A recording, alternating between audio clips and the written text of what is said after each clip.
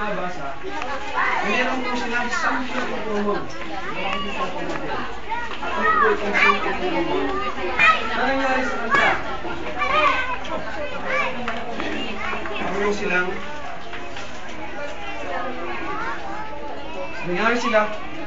Pareho silang namatay, hindi ba? Pareho silang namatay.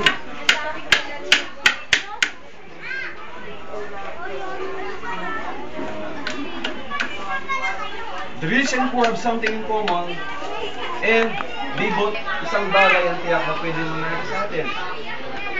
Nobody exempted from death. Sapagkat ang kamatayan, it is an appointment. Pwede mong piliin kung saan ka titira. Pwede mong piliin kung ano ang gusto mong maging kurso. Pero ang kamatayan, hindi mo pwedeng piliin kung ano ka pwede mamatay. At kung kailan ka puhunin ng Panginoon. Pero ang tiyak, sabi sa salita ng Diyos, sa Hebrews chapter 9 verse 27, it is appointed unto man once to die. Meaning, ang kamatayan po ay isa po appointment natin sa ating Panginoon.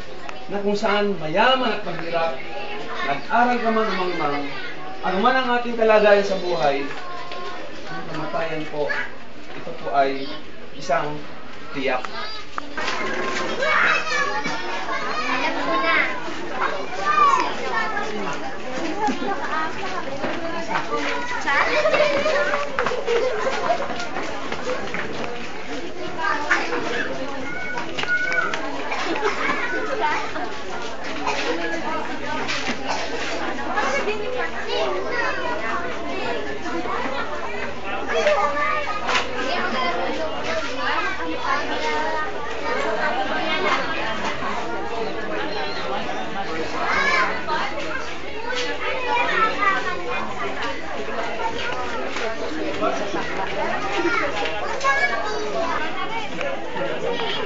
May.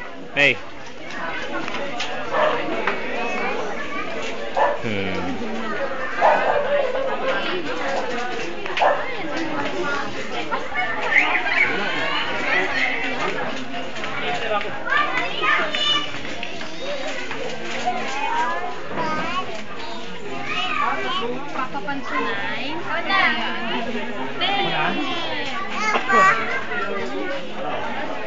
Dai, asa naman? Dai. Logo, dai. Bakit ang bara ako? Dai.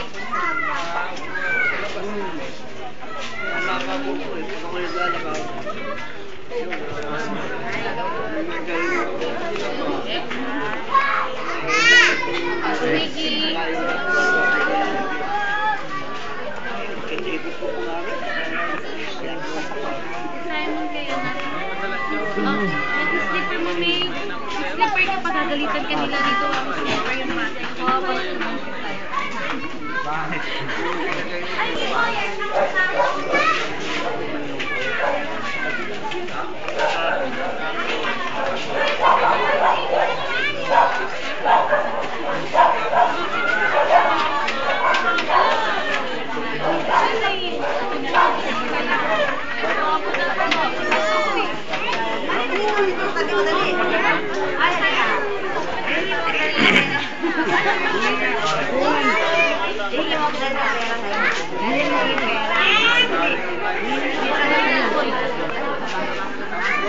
Apa si Debbie yun? Maghihilamos na naman yan.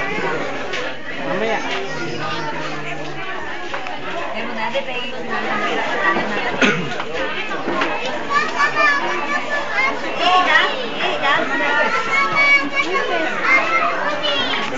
Ano ba alam may sarili kaming baraha? Isa po yan? Nagdig ba? One lang.